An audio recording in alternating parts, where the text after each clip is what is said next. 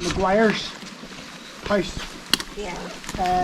One of the leaders on the night was Michael F. McGuire, and he would have lived here. And we've been gathered up around this farmyard. Then there's another Maguire's just up there where your dad's part. And a bit of the action would have happened there. So if we want to take a photograph of the house. Cassie Ann McGuire would have been a sister of this Mike McGuire's. She was a nurse for the IRA in this area, and that's where she lived. And she was probably the one that treated. She treated your uncle at that time. Cassie Ann McGuire was related to O'Neill's. What is the relationship? I don't think there was any relation. There was, because Art O'Neill, the brother, he was fostered here. So some of the mothers or fathers must have been brothers and sisters of O'Neill's up in near Bessie Bell. Is that up behind you, is that right? Way up the belt side, way up the top. No, beside Sean Tigers. Oh, McBeardy's. McBeardy's. No, big house, big Charlie McGovern. Yeah, McBeardy's. Yeah. They also had the place up in... They also had But the O'Neills was a big family of O'Neills, and a lot of them would have been in the IRA in the 1920s. Okay, Art O'Neill, the youngest boy, wasn't in the IRA, but he was fostered eventually and brought up in this house here. So there was a tradition, an IRA tradition around 1920 between this house and the O'Neills up in Bessie Bell. And some of the names, I've got a few things up in the hall. You'll see O'Neills, and they'll be relations of these people here. This is Michael F. McGuire, who's leading, second in sort of a command in the night. He lived here, and they were gathering up in this area here, and they're up the lane, and we'll walk on up here too. This is McGuire MC, and the house up here is McGuire. This is Desi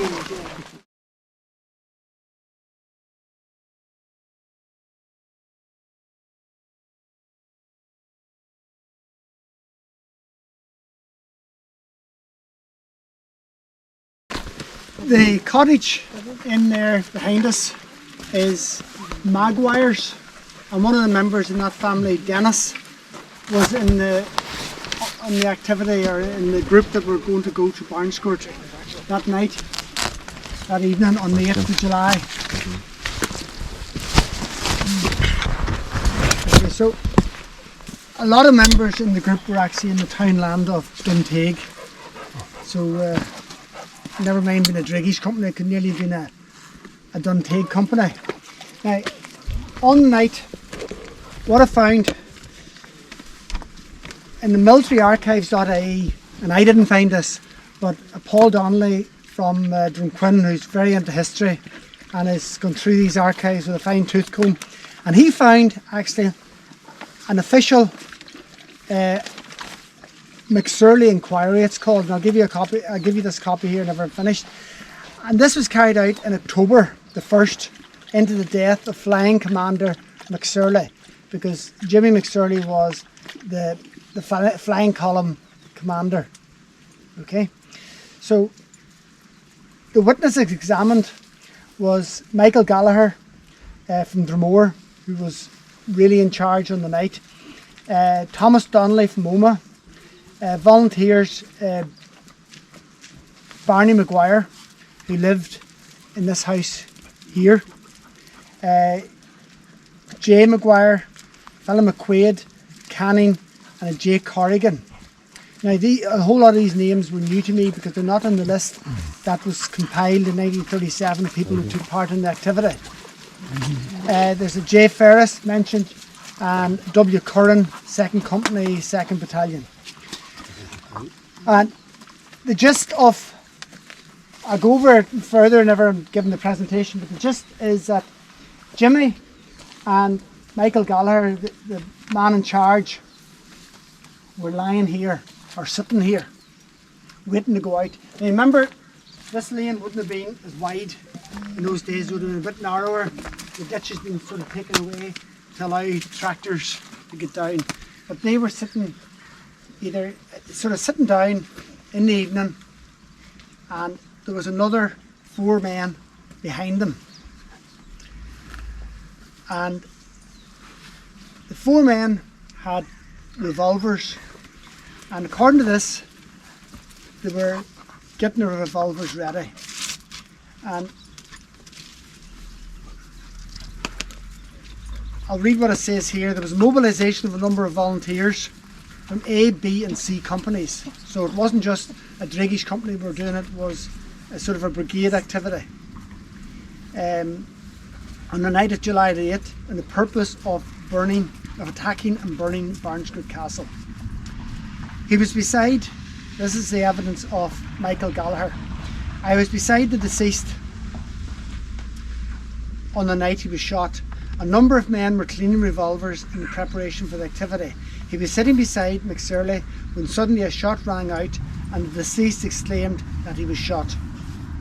He was certain that the shot came from a group consisting of Donnelly, McQuaid, Curran and some other he does not remember, which was a few paces distant and immediately in front of the deceased.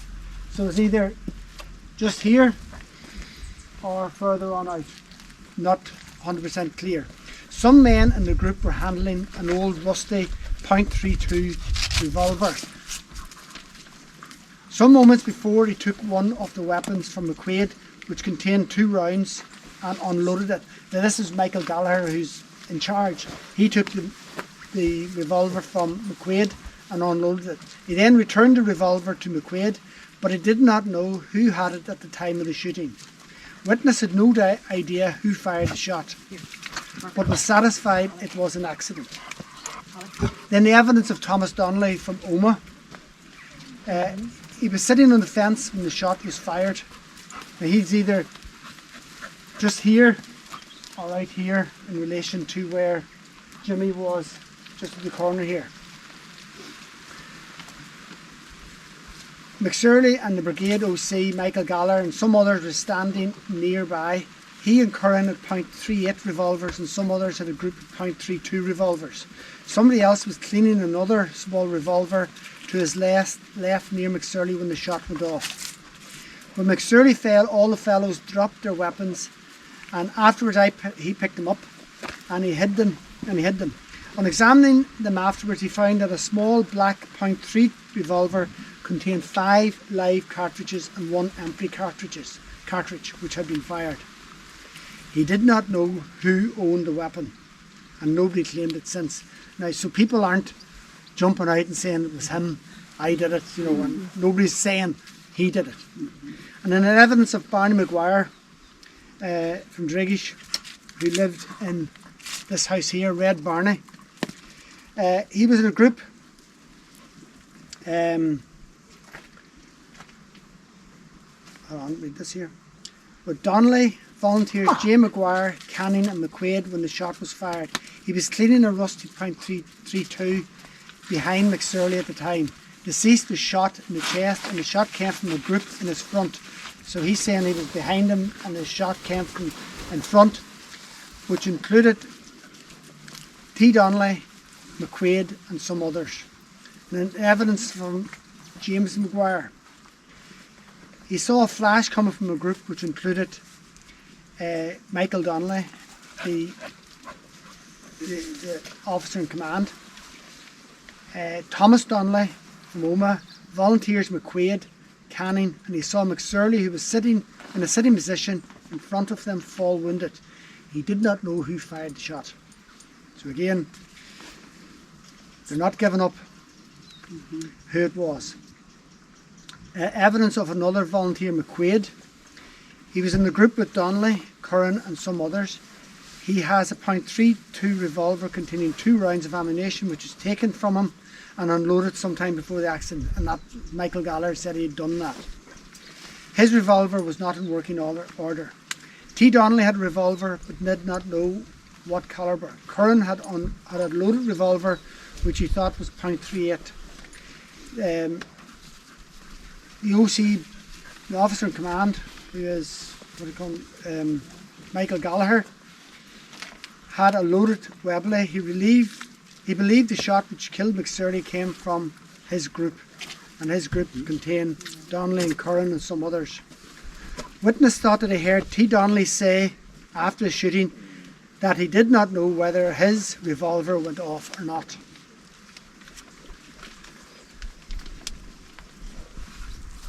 Evidence of volunteer Curran reported the shot sounded quite close to his left and came from a group which included Donnelly, McQuaid and a few others whom he did not know. He had no idea who fired the shot or from whose revolver it came at the time. The men were passing the weapon from one to the other. Evidence from Canning. He did not know who fired the shot which killed the deceased. Now, they're all very much keeping quiet, not letting on what it was, but we're down to 3 or 4 men, and it was an accident. They were working at pistols. The pistols weren't in great order, but the inquiry came to the conclusion that without being able to it closed without being able to come to any definite conclusion as to who fired the shot. The commandant who did it said, who had held the thing, the inquiry said, "I was, however, satisfied it was due to careless handling of firearms." And this comes from the militaryarchives.ie, and I'll give Jim this copy of this so you can actually you can maybe look it up and find out where it's from, because I couldn't actually find the source of it, but it's in the militaryarchives.ie and there's a lot of information in that. So tradition has it that Jimmy was here, okay, and shot in this position, and he's shot by a group that contained volunteers McQuaid, Curran and Donnelly. None of them Dregish men, of course, we'll have to say. One was, Donnelly is from the Donnellys of Omagh, like Donald Donnelly's family. McQuaid is, I think, Glamore. Curran, I think, from Omagh. This was not just a Dregish company, but there's A, B and C companies were getting together to go down to Barnscourt. And when this happened, the activity was over for the night. There was going to be nothing more happening. Okay. There was weapons dropped. These weapons had to be gathered up and hidden. And then, as you see, I'll give a presentation down in the hall. Later on, the army, military forces, Crown forces came about. They claim in the newspapers, and even the Herald is very dubious about it, that they, in their report, you've read the report that was rewritten in July, that there are many different accounts of what happened on the night, but they are going to go by the official. Right? And the official account is that they came out of Omagh and there was lots of lights and signalling and lots of men, about 20 or 30 men around, and they went and halt and they were fired on and they fired back, and in the mayhem Jimmy was shot. But all the military archives, and including this one here, which is the inquiry into it, the IRA claim never to have shot a gun at the military forces, that it was an accident, and they were on active duty. It wasn't just Dregish company, it was A, B and C companies, and they were getting maybe 30 or 40 men and they were going to head down to Barnscourt. But they were waiting for them. Okay, I think what's happened is they were waiting for them down in Barnscourt and nobody turned up, because this had happened up here and the activity was off, and I think that they knew who was in the locality and where they would be gathering up, and I think that they came back from Barnscourt to see where was everybody, and they've come down here and they came across the body. Now, they claim to have been shot at, and on a search at this house up here, this two-storey house to the left, which is owned by McDermott's, that Jimmy was found lying against a turf stack outside the house. There was also a basin of water. Whether the basin was inside the house or outside the house, I'm not too sure. He obviously got first aid in McDermott's house, and there was blood on the basin and rags with blood on them.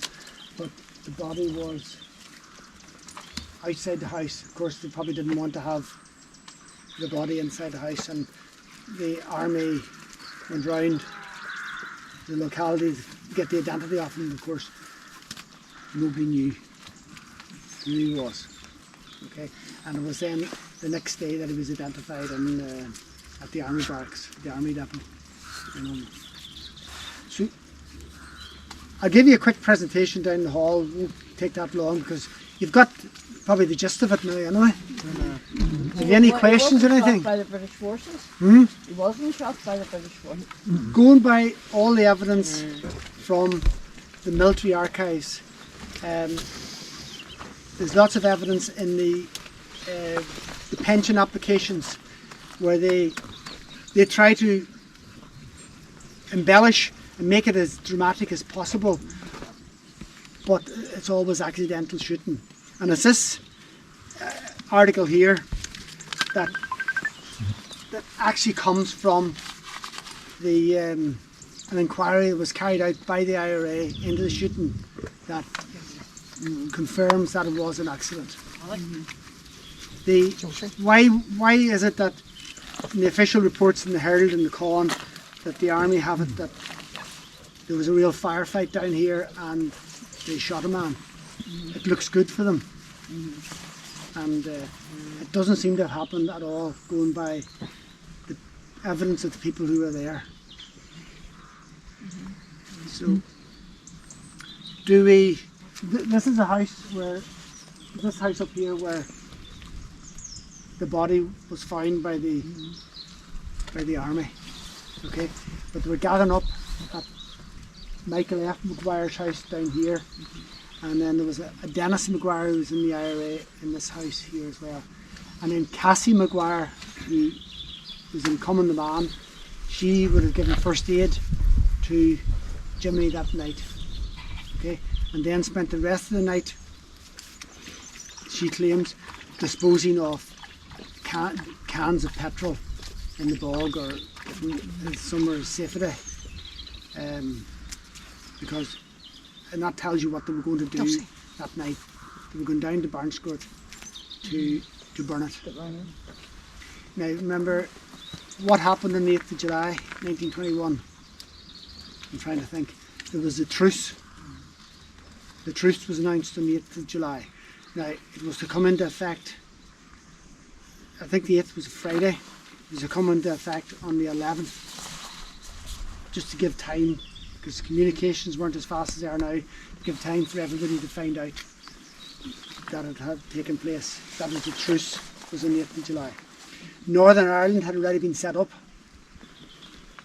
and you'll have seen maybe things in the news recently there of the King coming to Belfast to open Parliament, which was in the Presbyterian building behind Queen's in that day before Stormont was built. And that was so Northern Ireland had already been set up, but they wanted to keep the fight going. But by the end of the year, the guy who was in charge, I can't remember his name now, he wasn't giving up, but he left here and he went to Donegal, and I'll talk about that daily. He went to Donegal and eventually he was executed by the Free State forces because he was a Republican. He kept on fighting, and he was the leader in this, well, in this whole area of Tyrone and bits of Derry. Cornick Dilla. Right, any questions? What about Jimmy's home house had been from here? Jimmy's home house was down below, it's in Drumlega, down below Surplus's shop, as far as I can gather, is where the home house was. like a Agassese or something. Is that the Townland? In Townland, Agassese, That's right. which is down below surplices. I And it's in thought you the, could see it from the church. Did you think that, Jimmy? That you could see the house from the chapel? From No. Mary? No, you wouldn't, no. I thought it was that one up on the hill. No, I don't think so. There's two roads go above. The, Oh, I got that wrong. the house is would be at least 3 miles from Dregish Chapel. It's very close to Barnscourt Forest there. I've looked at it in what I call Griffith's valuations, where the McSorleys lived, and it's down below Surplus's shop in Drumlega on the left hand side. I haven't actually been down to it. I've driven past it at times, but I haven't gone down actually one's errand to look at it. But I'm not too sure if there's a house still there. Well, it was about It was. 20 years ago anyway. It's actually 2 houses side by side. You see, in relation to him being shot, what sort of family members did they come and search their houses? Did they give them a lot of hassle once he was identified, or was it just something that was completely separate? Well, a lot of the houses around here were searched, so people were questioned Right, okay. on that night. But as regards the family, I'm not too sure what happened. Right. Regarding Well, I can family tell you after- that his brother Bill, who was the next eldest, he went to claim the body at the police station, and they arrested him. And the local priest, Father Cullen, went down to the police station, and I think the story is he raised hell, and they released the body. Right. William was also in the IRA according He to the was, records, yes, that's and correct. he was involved that night as well.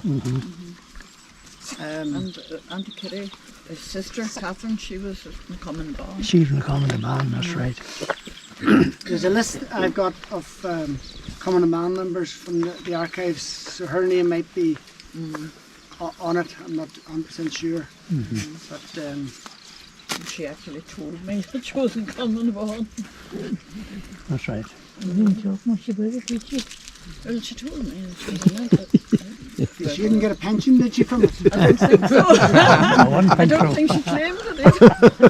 Because, the claims for pension are a great source of the information, although some of the activities might be embellished to make it more dramatic than they were. But this event was dramatic, and Cassie Maguire talks a lot, gives a lot of information about tending to the wounds that night, and then afterwards getting rid of jars of petrol that had been gathered up to go round to Barnscourt.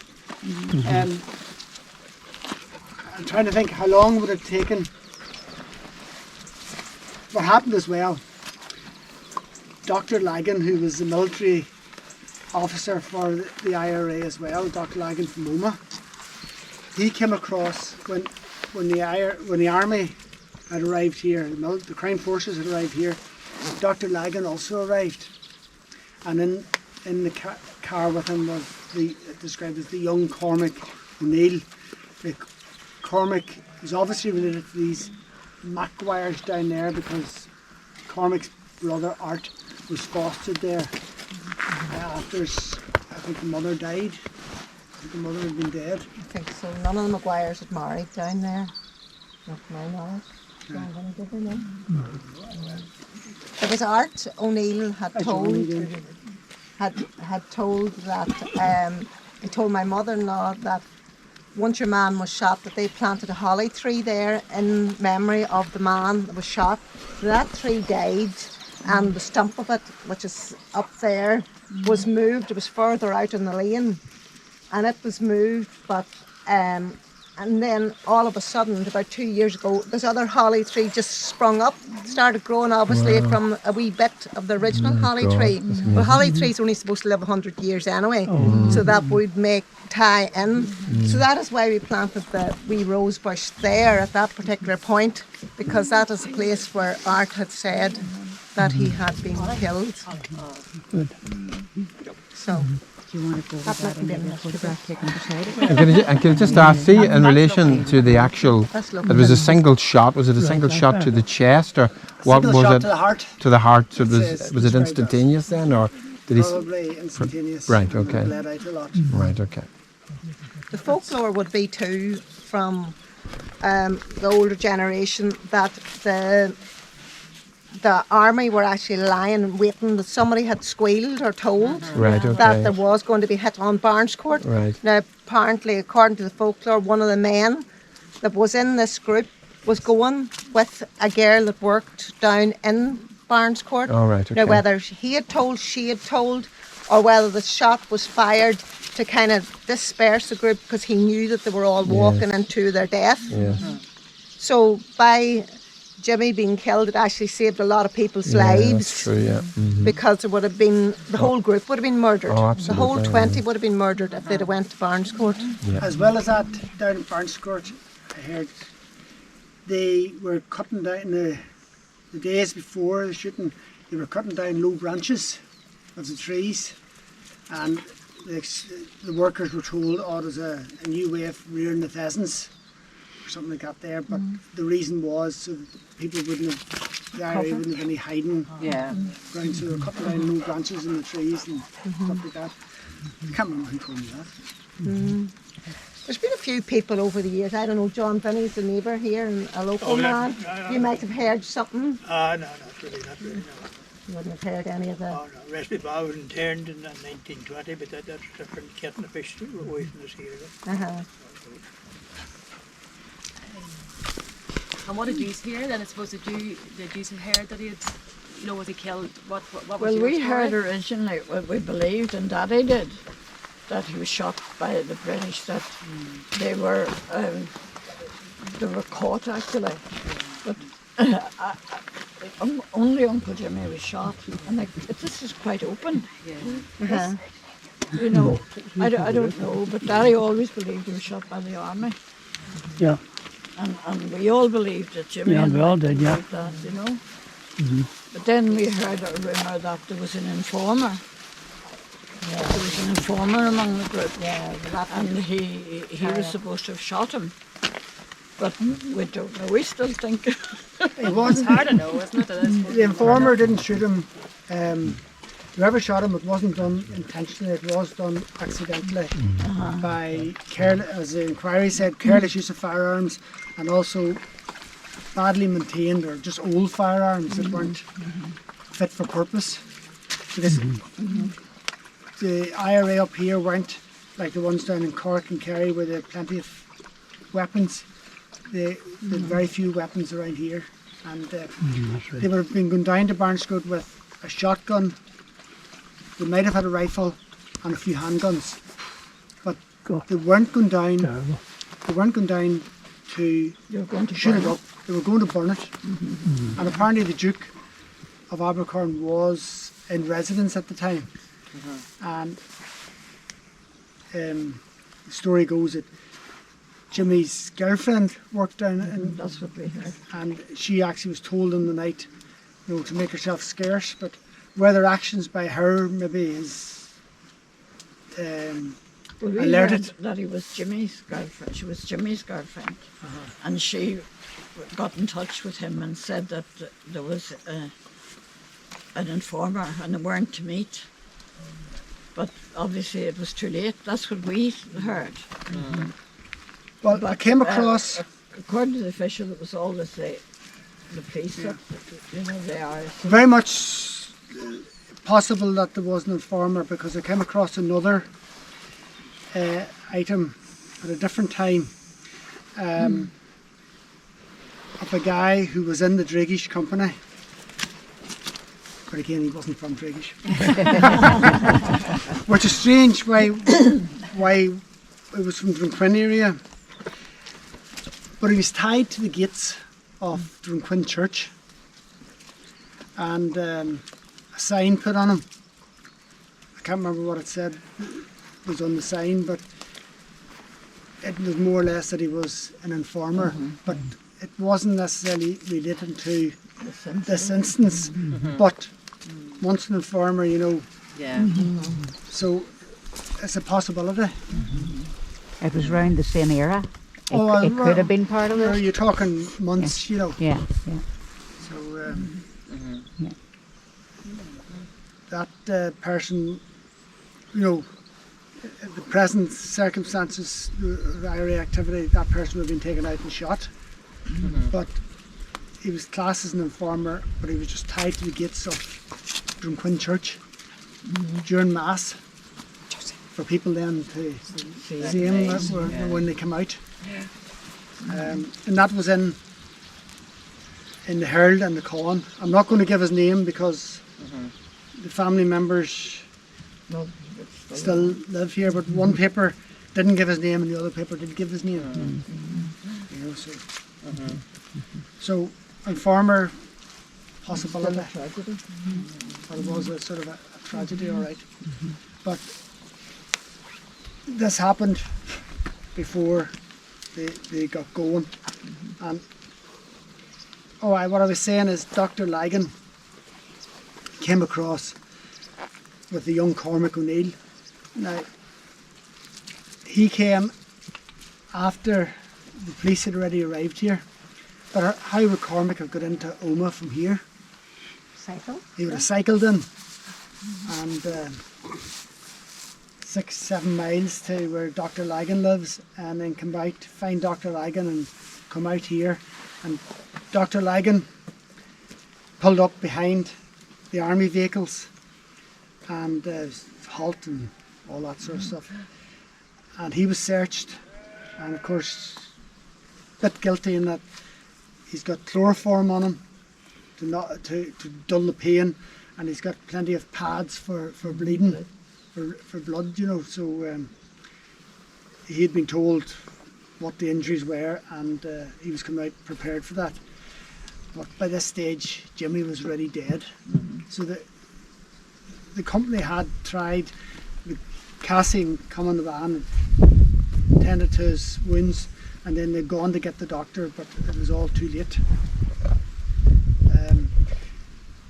Then when Dr. Ligon was driving off again, the army fired over his head, and he'd been told to stop and he didn't stop, and then they fired over his head and he eventually stopped, and he was questioned and it says interrogated again before being allowed to go. But that was Dr. Ligon. I remember Dr. Ligon's in Oma whenever I was there. Would be Martin, I think just on the tail of that story, they had the story then that it was coming out to go and tend to an old man, Mumna, and then the police escorted him up to the house and made him sit in the car, and they went to the door and asked a young woman there. She wasn't Mumna, but asked her, had she sent for the doctor, and then she had said no, there's no way, and that got him into. The signed statement from her that she didn't call for the doctor.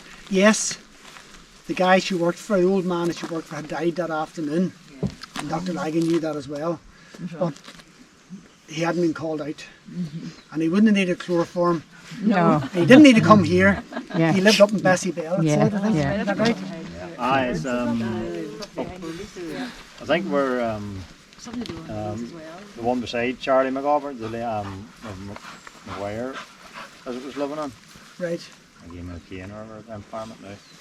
Up that lane, Up behind O'Neill's, was it? Yeah. a couple of houses up on there. So Aye. for the maps. Take your mask Is that- off when I get a yeah. photograph like this. That was interesting. Well, Daddy, I can remember Daddy saying that he knew where the guns were buried, where they had but that hid was- the. Do you remember that? Yeah. Do you hear that, Jimmy? No, I never heard that, no. Well, my it's- daddy But would that was always have nothing said to do with that that. there was That was guns afterwards. buried You know. up here. Yeah. Uh-huh. And Declan's, Catherine's husband, has never found him yet. And he's done a lot of digging. Done a lot of digging. Remember Daddy said they were in a ditch. He may find him that on. They're hard to find. I said there's plenty of guns buried there. Daddy knew where they were. He knew what I ditch. remember him pointing Yeah. out. Do you remember? Probably in the last 100 years have been found. Yeah. And pretty sure. Uncle, he'd found one. Do you want me to They found upper areas, and then you go down the lane into what would have been Gormley, and they're just harvesting the peat moss out, but they turned up. One year it was a bayonet for a It was rifle. John, was it? Aye, John. I saw the bayonet. Did you? showed Aye, me. you have all that, I'm sure. And they find something attached to the bayonet. A couple of, I think, a few years later, then harvesting again, they turned up a rifle. And well, there's different locations. Inside the holly tree. They could drag the stuff. Right, fair enough, okay. whenever Martin's finished? Martin finish first. Yeah, I do believe there's dragging throws. They'll be a bit rusty now. There's a big river that flows, not that far from here, and I'd say there was probably stuff dumped in that. So what do you think, John, honey? It would be easy enough reaching it. Oh, it would have been Oh, it would only be like, Is there 5 bogs minutes to around take you here? down to Is it. there a bog around here? I mean, Cassie talks about disposing, secreting, not disposing of it, but hiding the petrol in the bog. What do you think? It could be swampy enough, opposite Irish, right? There would be bog in the vicinity. Yeah. And that's probably it, right, Daddy? It's all right. That's all ball. Catherine, can Daddy lay rose at your... Is it? Where is it? I Is suppose it's not that far. where, Daddy, do you want to go up and lay this rose then? Right, fair enough, that's okay. I'll do that. Just below the holly tree there. Lay it up there, I'll get a photograph of you. It's not much of a bloom now at this time of year. Hopefully it will.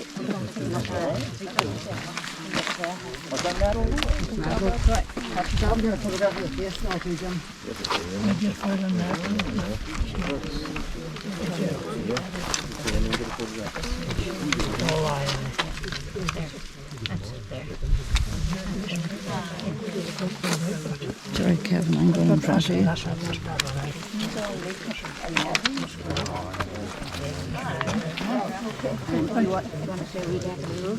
Before you do that, Jenny, just stand there before I forget. Stand aside, just Stand on the side of her, Daddy, so we can see. I'll do lovely there. Turn around now. You're okay? There's no rough ground, Dregish. Oh, thanks, doggy. You didn't Yes, the doggy's just You got a photobomb.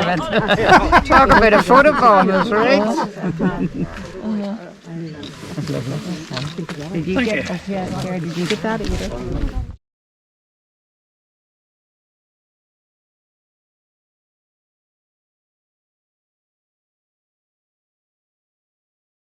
Give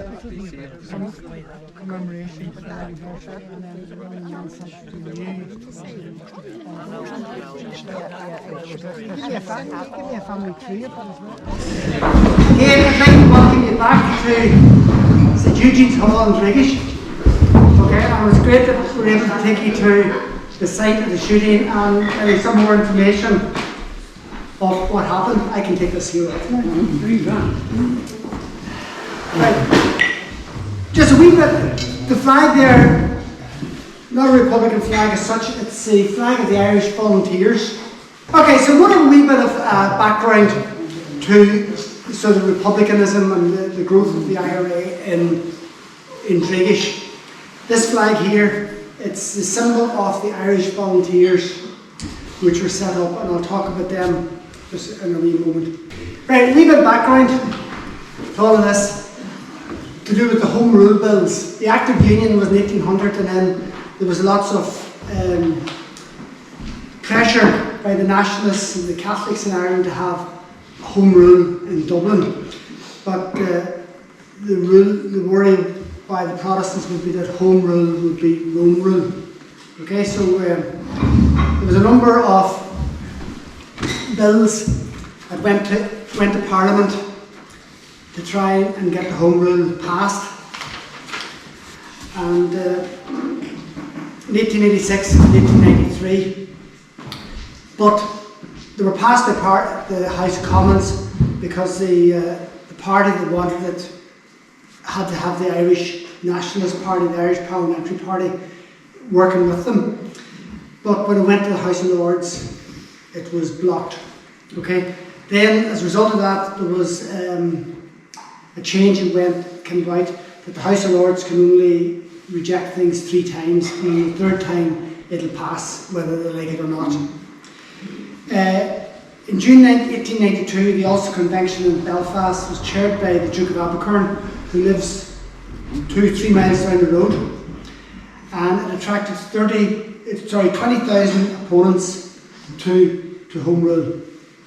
In 1912, the third Home Rule Bill was prepared. The Ulster Unionists started to raise and openly train a military force called the Ulster Volunteer Force. And one of their training grounds was the Abercorn estate down the road from us. The Ulster Covenant was signed in September 1912, and the second Duke of Abercorn, in failing health, signed the Ulster Covenant under an oak tree in the estate, and that's supposed to be a photograph of him from there signing it. Monster demonstration at Barnscourt, drilling competition for the Abercorn Shield in July, that's in 1912. And there we have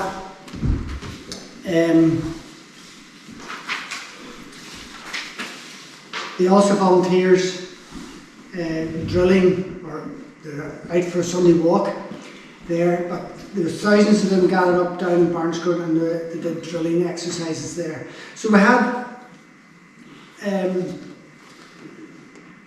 the politics in Northern Ireland were getting sort of more military.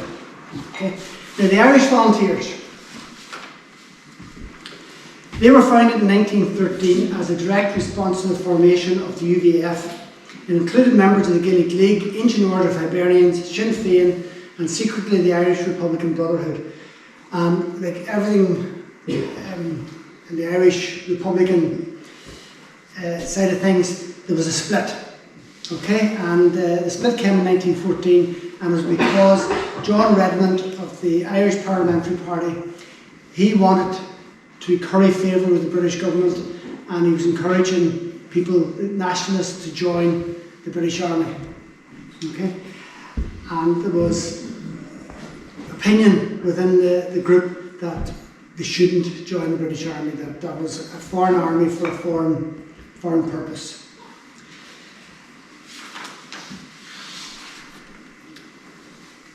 In the Ulster Herald in 1914, there's a report, there's a whole page of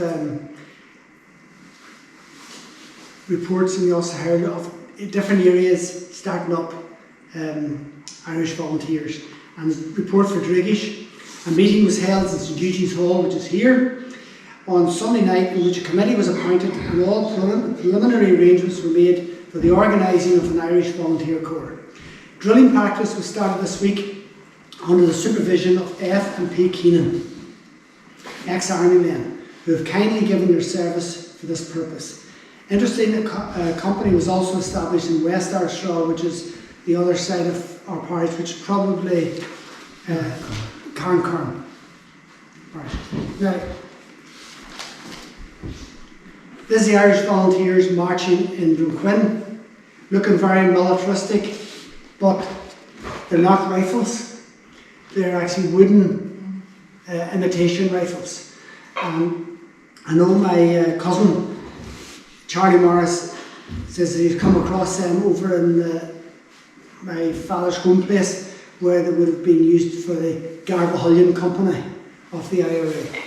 Okay, so these were wooden artificial rifles. And this one here in Drumquin is 1,200 volunteers from Omagh, Newton Stewart, Castlederry, Dregish, Kern, Tattysala and Drumquin. They gathered for parading and speeches.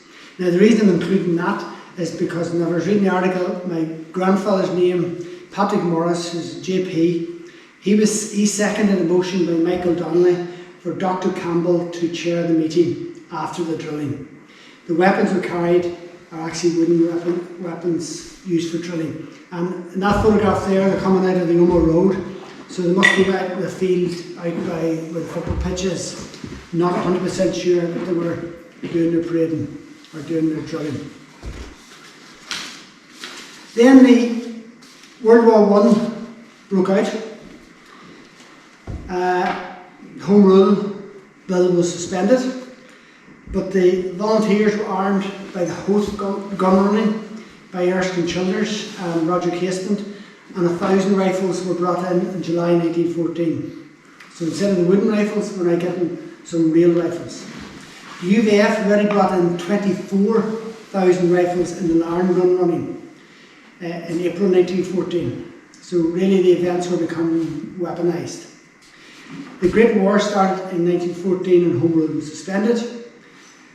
The volunteers, of course, split as Redmond wanted to encourage Home Rule to try and curry favour with the British government, and that we support the war, that you'll support Home Rule and give it to us after the war. He encouraged the volunteers to join the British Army. The remaining Irish volunteers became more militant, and this led to the Easter Rising in 1916 and eventually to the War of Independence. Now, I was asked about when did the IRA set up here. No idea, but I can imagine it is probably 1919, whenever the War of Independence was breaking out. But we had a sort of an embryo to grow from, which would be the Irish Volunteers, which was set up in the parish. Now, Jimmy was born in 1894, so in 1914 he was 20, so he's old enough to have joined the Volunteers if he was that way inclined. Okay? So the Dregish Company was part of the 1st Battalion, 2nd Brigade of the 2nd Northern Division, which included Derry, Tyrone and west of Derry. The companies in the 2nd Brigade were Omagh, Dregish, Taddysala, Knockmoyle, Garvahullion, Main and Taddyray. And the arbitrary way in which these were divided, it's sort of Drumquin, which is a close town to here, was put into a second battalion. The unit strength according to Irish military archives, that there was 342 in all ranks, that's this battalion, and there was 360 of other ranks on the 1st of July 1922. So the first date is around the time the truce, which came into effect on the 8th of July 1921, and the 1st of July 1922 when I'm not 100% sure, next year, when the War of Independence was over. Drumquin was placed in the 2nd Battalion.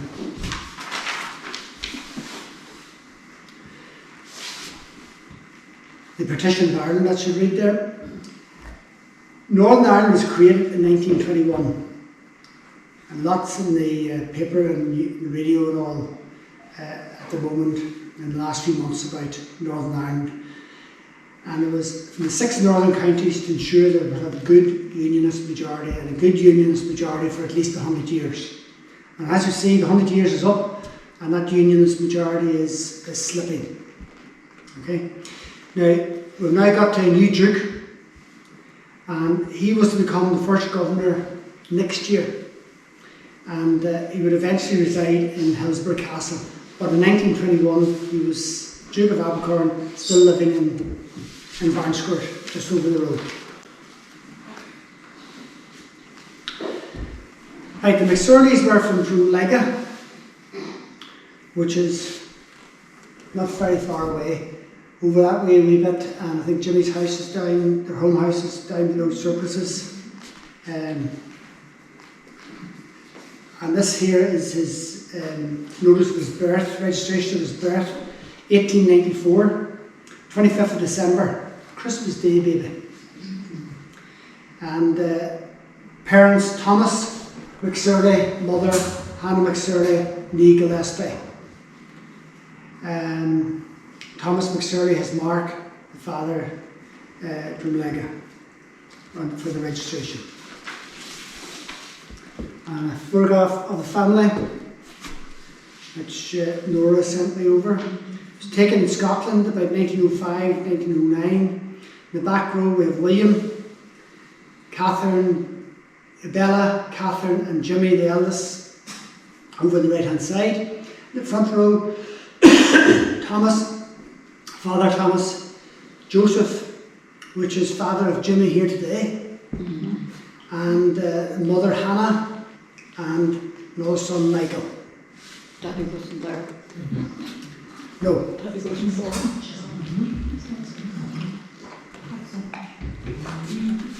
The next slide showing up is a Charlie Daly, who was a Kerry man, Castlemane, County Kerry, and he was sent up by Michael Collins and the powers to be to the north, to Tyrone and to our northern division, to try and get things organised. They reckoned that things were too quiet up in the north.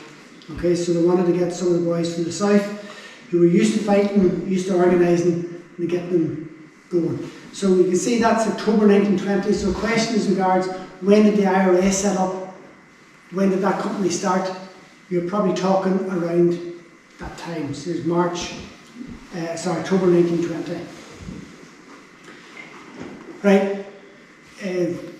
Following on from that, Charlie was removed after the War of Independence was over and the Civil War was starting because he was opposed to the treaty. Now, by all accounts, he was very well liked by his men, and he went to Donegal to continue the fight there and to continue the fight against the Free State forces. And I know that if you've ever been to Glenveigh Castle, right, Charlie Daly and the men would have taken, the Republican forces would have taken over Glenveigh Castle at a time. Okay, and he was captured by Free State forces in a cottage in Dunlewy, and was held, him and other men were held sort of in captivity by the Free State forces.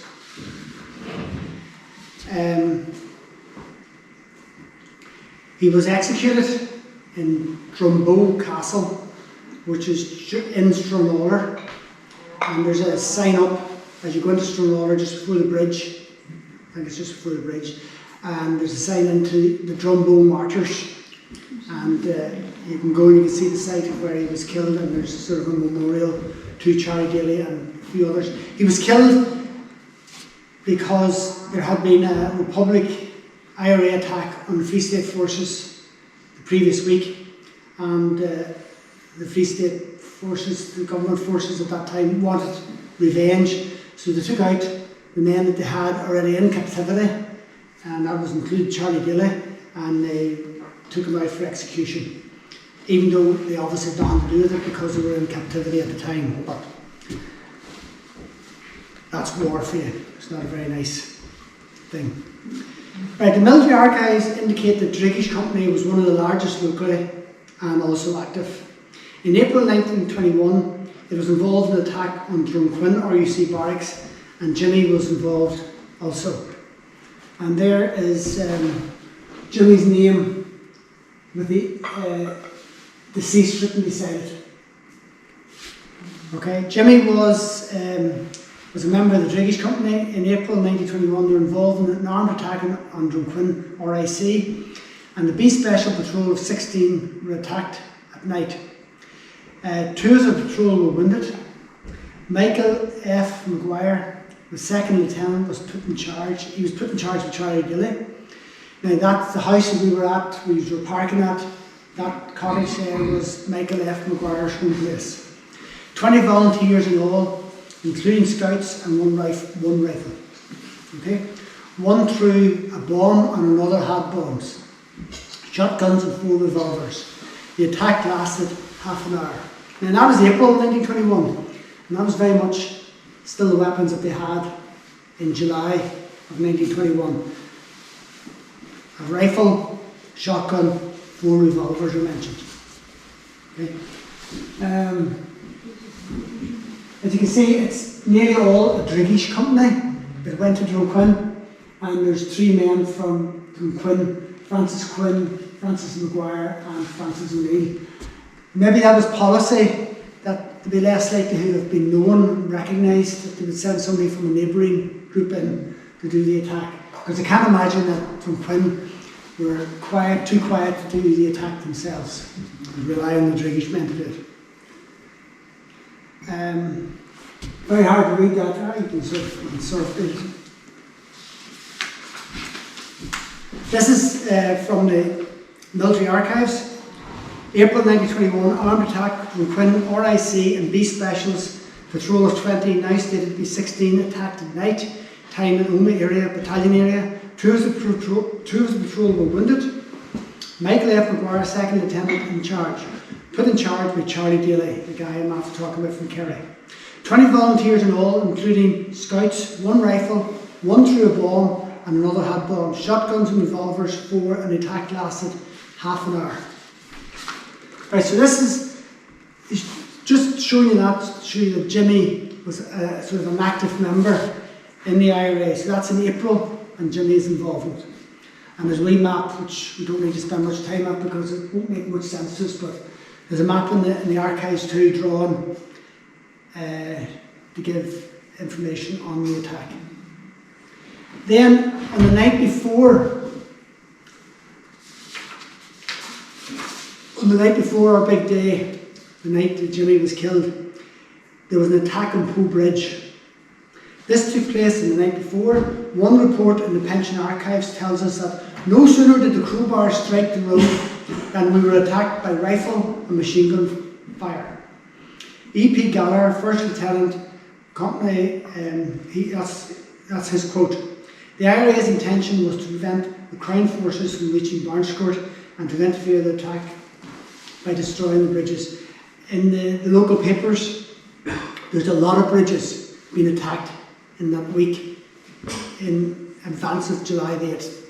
And the reason being to stop army getting from Strabane, stop army getting from Oma out to Barnscourt. And I suppose if they had studied where all the bridges had been knocked down, they'd have a good idea what was going to be attacked. Okay, and when that was on its way up. There is the attack, Poe Bridge, and you can see Jimmy's name at the very top there.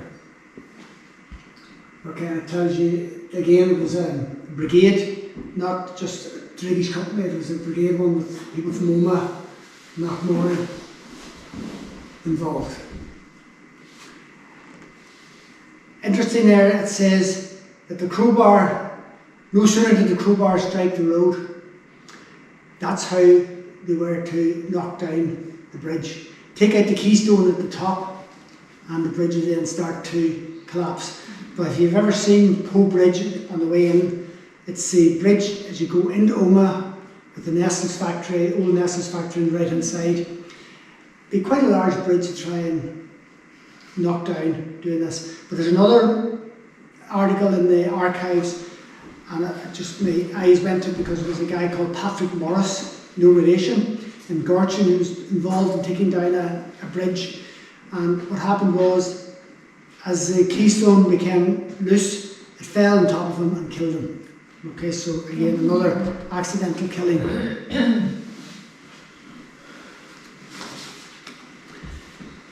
In the Drumtaig engagement, there are full reports in the Unionist, Throne Constitution, and the National South Herald. I've got the Throne Constitution report on the notice board there, but the military archives also have reports. The list opposite is of those involved comes from the archives. Now, that list is not complete because when you go to look at the report I was talking about today down at the inquiry, there's other people's names mentioned that are not on this list. Jimmy is also listed as taking part in the Drumcondra Barracks attack in April and Poe Bridge and now the Drumtaig engagement.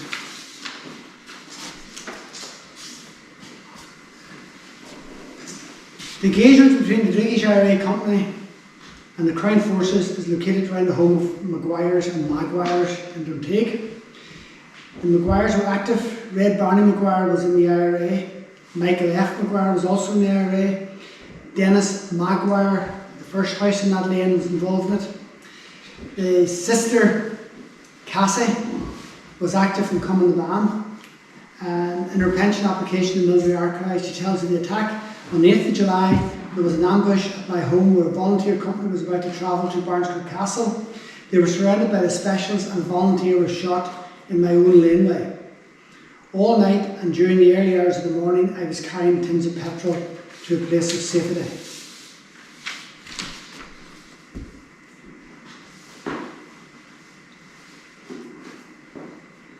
Okay, so that's Cassie, who lived in the yard where we parked the cars. Okay, and her brother, Michael F., was heavily involved in the activities at that time as well. This is a map. The archives were created in 1937-38.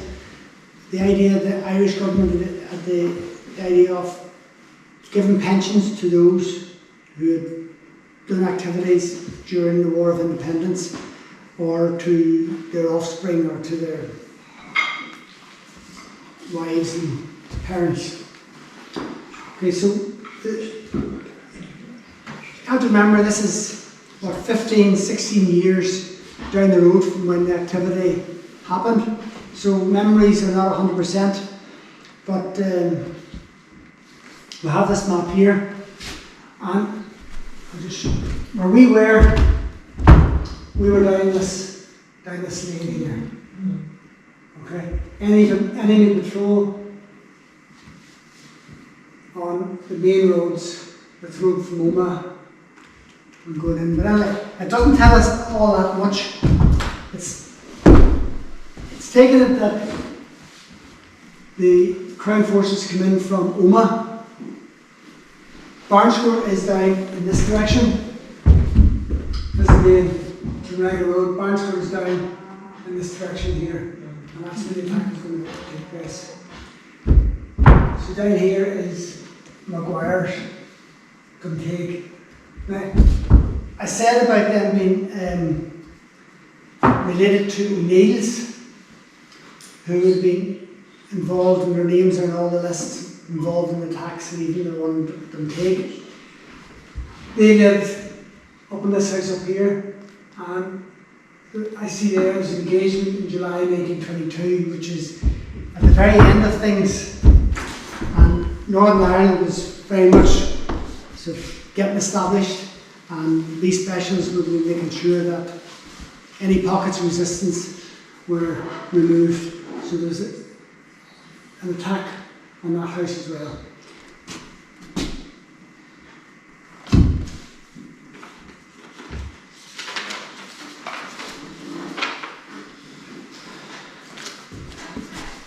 Now, the military inquiry,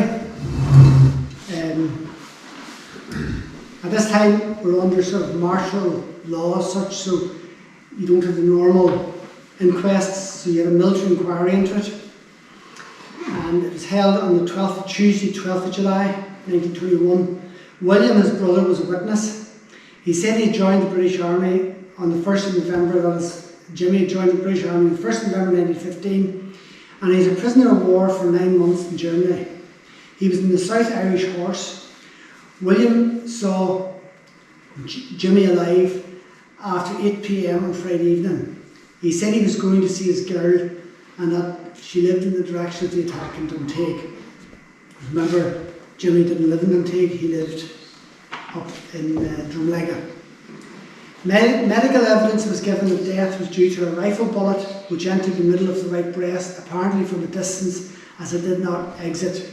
Now, the reason it may not have exited is because it's shot from a pistol, and a poorly firing pistol at that, so that's another possibility.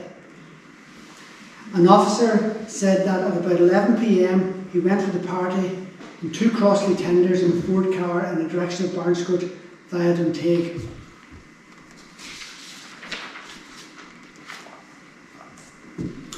He noticed signalling with lights They stopped and proceeded on foot. He noticed some men at the hedge and he shouted, "Halt, hands up." Instead of stopping, they ran down the lane and opened fire on the police, who immediately replied and pursued men across the fields. He saw in all 30 or 40 men. They searched the surrounding fields and they went to a house nearby and they saw a man lying on the road against a turf stack about 7 or 8 yards from the house. He was still warm, so he was only dead for a short while. There was a blood-stained basin in the house and the man's coat had been opened. Another car pulled up to the police vehicles. It was Dr. Lagan from Oma. He was one of the men who had come to, it said he'd come to visit an old man who was ill. The special didn't believe him, and the word they used was it sounded a bit fishy. So he went with the doctor to the old man's house, and a girl there signed a statement to the effect that the doctor had not been sent for. Yes, an old man had died, but the doctor had not been sent for. So Dr. Lagan was maybe not telling the truth. The special said that he had got information that Barnshire Castle, the home of Northern Ireland's new governor, was to be attacked. The forces went there after, but nothing happened. The next morning we returned to the house where Jimmy was found to search in daylight. 4 revolver bullets were found and 3 had misfired. A sporting gun and a tube rifle was found buried in a field behind the house. A couple of red handkerchiefs and a pipe was found in Jimmy's coat. No word about the rosary beads. There again, they mightn't even know what the rosary beads were. The police party went out that night as they believed Barnscourt was to be burned. So, we don't necessarily have to believe everything that the specials are telling us, or the officers telling us. They're trying to make it out that they had a real firefight and that they won and they killed a man. But all the evidence from the local military archives is that it was an accidental shooting. Martin, yes. Can I just ask you something? It says there a couple of red handkerchiefs and a pipe were found in Jimmy's coat.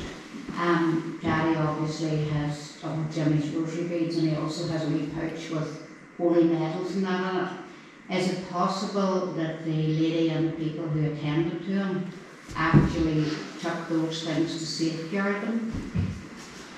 I have no idea. Yeah. Like the rosary beads? Yeah, in case anyone had the rosary beads were destroyed or anything, it's possible that maybe the lady and that could help to try and clean them up.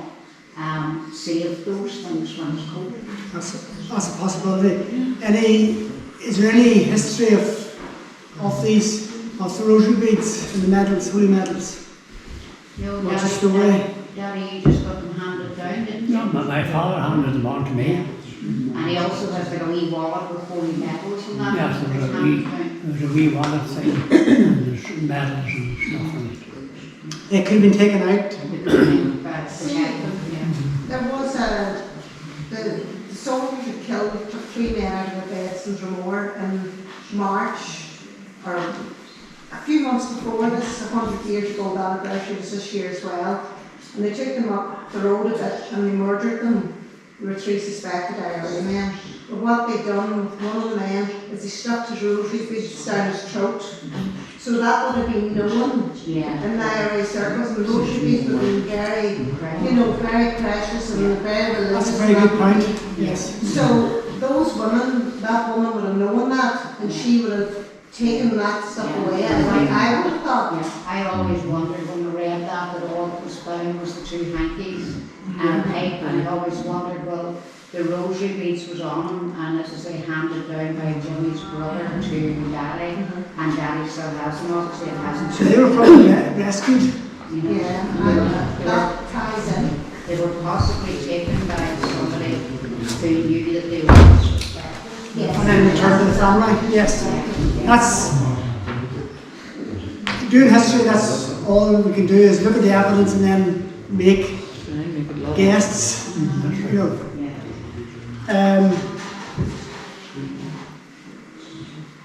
The funeral was held just over the road in St Mary's Dregish. The remains were moved to Dregish Church on Tuesday for the large funeral on Wednesday. They would have been removed from the military depot in Omagh.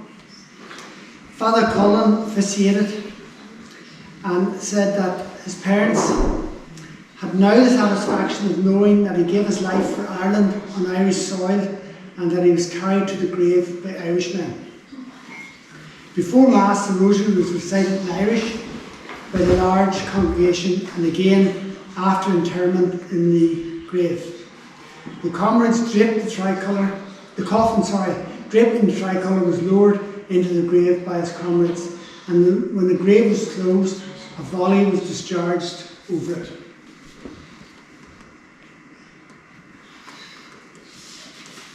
So then, come to who fired the fatal shot, and sort of already been discussing this, and we're looking now at some of the evidence and all there. The Crown Forces claimed that the IRA shot at them and they fired back. 4 revolver rounds were found close to the body. 3 had misfired. Maybe that's evidence of an accidental death. From the military archives, the first statement is made by Michael F. Maguire, and he lived in the house with the yard where we parked in. And he was not just in Dregish company, but he was actually in a brigade, the brigade officer in command, so he was over a whole lot of the companies. Attack on Barnscourt Castle, Duke of Abercorn there, mobilised at Dunteg, that should be Dregish, surprised by specials. Remember, whoever's typing this up didn't take it down just correctly. OC Colonel McSorley shot dead. Now, he was the officer in command of the, what do we call it? The flying squad, the flying column. The flying column. This was a brigade job, not just the Dregish company, but a brigade job. And they had mobilised 3.5 miles from Barnscourt in big force, mobilised at a farmhouse, that was the Maguires where we parked, shooting outside the house. The shooting was an accident. And another article that says the Dregish affair, otherwise attack on Barnscourt Castle, House of Governor of Northern Ireland. Well, it is now, but it wasn't at that particular time. Mobilisation was taking place when the column leader McSorley was accidentally shot dead. Specials then attacked unprepared IRA. Jury's verdict on McSorley, shot by specials in execution of their duty. Right, so that's the specials then attacked the unprepared IRA. So that is indicating that there was some shooting at the IRA, but the IRA archives say that there was no shots fired back at them because they were the young fellas were in total disarray and then in sort of run off.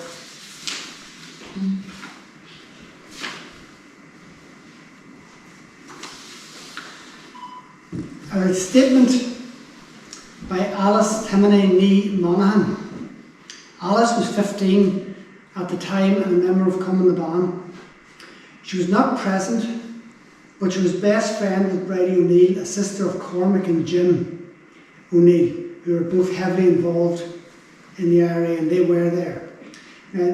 Her sons recorded her in 1990 at the age of 84, and she stated that Jimmy McSorley and another man were sitting on the side of the road having a cigarette, waiting to move out. Some other men of the company were working on a gun that was jamming. The gun fired and the bullet hit Jimmy McSorley in the chest. The rest of them ran off after this. The military account mentions 4 casings being found and 3 had misfired. Is this evidence of the accidental shooting? Right, we've been to the site of the shooting just outside Maguire's house and down the lane from McDermott's where the military found the body of Jimmy.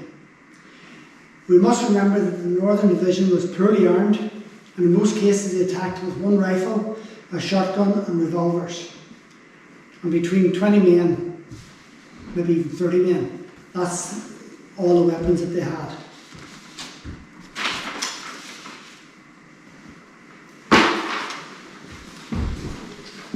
Obviously, Jimmy was then moved to McDermott's house up the lane and given some first aid. As a newspaper account mentions the bloody basin in the house, and then Dr. Lagan arrived.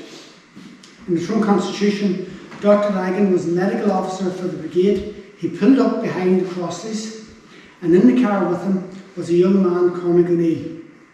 Cormac had probably cycled into Omagh to contact Dr. Lagan. So these events were quite some time after Jimmy was shot. Dr. Lagan was searched and a parcel of chloroform, bandages and lint were found in his possession. As Dr. Lagan was leaving, he was called to a halt, but he drove on. 1 or 2 shots were fired over his head and he pulled up and was again interrogated. And I've already mentioned about being taken up to the house of an old man who had died because they didn't believe the story was fishy. Now, the final piece of evidence that I have is the McSorley inquiry, which was an internal IRA inquiry. It was held on the 1st of October with the assistance of Staff Captain Charlie Daly, the Kerry man that I mentioned. It was a joint operation with volunteers from A, B and C companies. 1st Battalion and C Company from the 2nd Battalion, which is Drumquin, to attack and burn Barnscourt. Michael Gallagher, the OC of the brigade, said he was sitting beside Jimmy when suddenly a shot rang out and the deceased exclaimed that he was shot. Gallagher was certain that the shot came from a group consisting of Thomas Stanley from Omagh, McQuaid, Curran and one other, who were cleaning revolvers in preparation for the day. They were a few paces immediately in front of Jimmy and Michael. Some men in the group were handling an old rusty .32 revolver. Michael Gallagher had no idea who fired the shot, but was satisfied that it was an accident.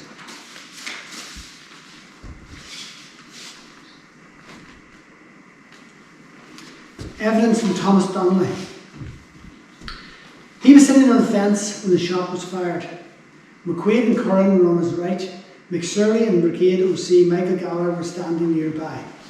He and Curran had .8 revolvers, and the others in the group had .32 revolvers. Somebody else was cleaning a small revolver on his left near McSorley when the shot went off. McSorley fell, and all the fellows dropped their weapons. Thomas Donnelly says that he picked them up, and examining them afterwards, he found that a small black .32 contained 5 live cartridges and 1 empty cartridge, which had been fired. He did not know who owned the weapon, and nobody claimed it. I don't believe him that he doesn't know who owned it. There was 3 or 4 men around there with 3 or 4 weapons. And they know. Evidence of Barney Maguire. The Barney Maguire, Red Barney Maguire as he was called, lived in the house beside where Jimmy was shot. He was in a group with Thomas Donnelly, Jay Maguire, Canning and McQuaid. He was cleaning a rusty .32 behind McSorley at the time. Deceased was shot in the chest, and the shot came from the group in front, which included Donnelly, McQuaid and some others, Canning and Curran. Evidence from James Maguire. He saw a flash coming from the group, which includes Thomas Donnelly, volunteers McQuaid and Canning, and saw McSorley, who was in the sitting position in front of them, fall wounded. He did not know who fired the shot.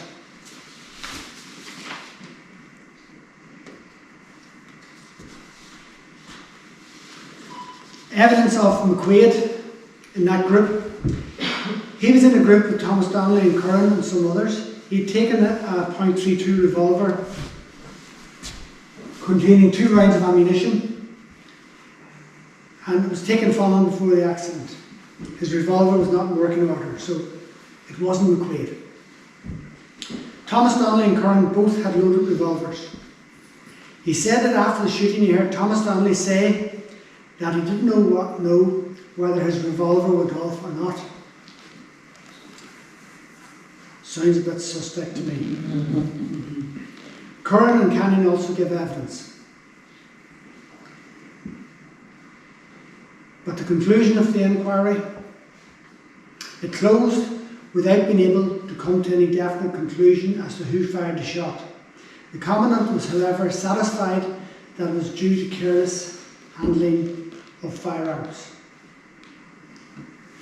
So, I would hope that this information, this research, sort of makes it sort of a wee bit clearer about how Jimmy died and the circumstances behind it, that he wasn't intentionally shot, he wasn't shot by the Crown Forces, but it was an accidental shooting as the men were moving out to go to Barnscourt on their activity. Now, just one other wee thing that, one other thing that is worth saying. During the search of the area, the blackened hands found Willie McGee in bed in Billy Dugan's. He still had his boots on. So he was arrested and put in the truck with the dead body of Jimmy McSorley. Willie lived with his aunt in Duntaig and he was not in the IRA. You two ladies wouldn't know Willie McGee. No. Willie lived where Paddy McManaman lives now. Where Katie McGee used to live in that house. And Willie must have been out and about to investigate what was going on. He wasn't in the IRA, and he went, when the searches were going on in the houses, he searched this Biddy Dugan's house. Do you know where Biddy Dugan's house would be, Catherine? No. But anyway, it was just poor Willie. I remember Willie cycling all around the country on his big long overcoat and his black bike. Just a wee, if you don't mind me, I'll just mention a wee story. We had a priest in Dregish, Father McSorley, who was standing up at the pulpit thanking the Duke of Abercorn profusely because he'd given a small amount of land beside the hall here for the new graveyard. And according to Father McCrory, the Duke was a saint. And Willie was up near the front in his big overcoat and he was starting to get very restless. And nobody knew why he was getting restless until we were, as a history group, we're looking at why this area is called Dregish. And Dregish actually is a small area of a townland called Inva. And Dregish is this area which runs from the road over to the other road. And the tenants, in the Griffiths valuation, the tenants of this area, Dregish, were Willie McGee's family, James McGee, his father and family. And they were evicted as part of the Barnscourt evictions, which is another story that the history group are going to be looking at, as Barnscourt evictions. When in the 1860s, 1870s, over 1,000 people were evicted from this area. Some of them got land again, some of them didn't. Protestants were evicted as well as Catholics. And the reason why the road from the parochial house over towards Stewart is hard to get any houses on it is because the people were evicted, and the same with the other road that way, and the road out to here that the farmers, the tenants were evicted. And the reason being that the Marquess of Hamilton had just been made a duke, and obviously he's wanting to make the house to be not surrounded by a whole lot of peasants, but to have parkland around it. So there's a whole lot of these evictions. And then he was made duke because he was viceroy in, it's Arsenukton now, what do you call it? It was a viceregal lodge in Phoenix Park, and he lived there, and he was the viceroy, and he was made duke because he managed to put down the Fenian Rebellion of the 1860s, sometime in the 1860s. But anyway, Willie McGee was found dead with his boots on, and then thrown into probably the Crossley with Jimmy. Jimmy was identified by his father and his brother Willie on the Saturday evening in the military depot. Last wee thing,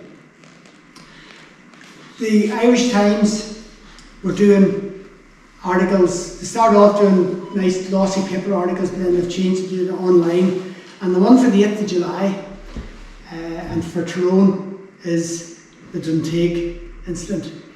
And of course, being a newspaper, they have to try and dress it up in the modern speak, and the headline was, I'm about to see my girl, British soldier turned IRA man shot dead in attack. So that was in the Irish Times volunteer section, Revolution Files.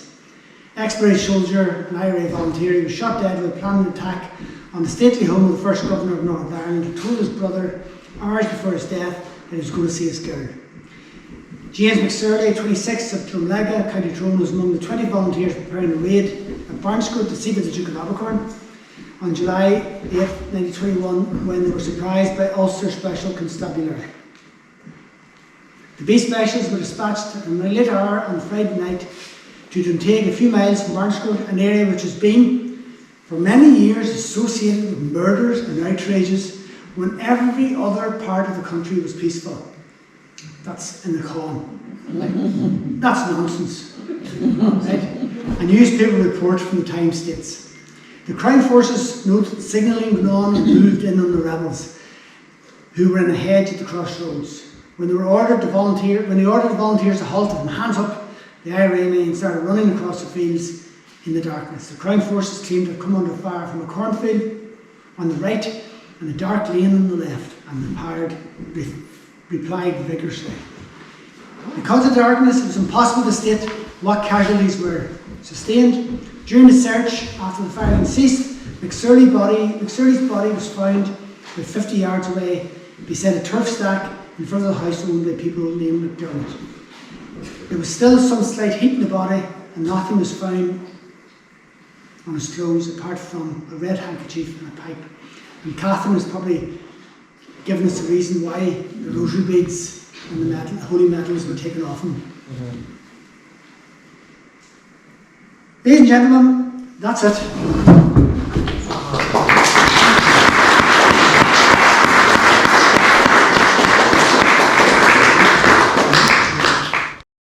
Thank you very much. It's lovely.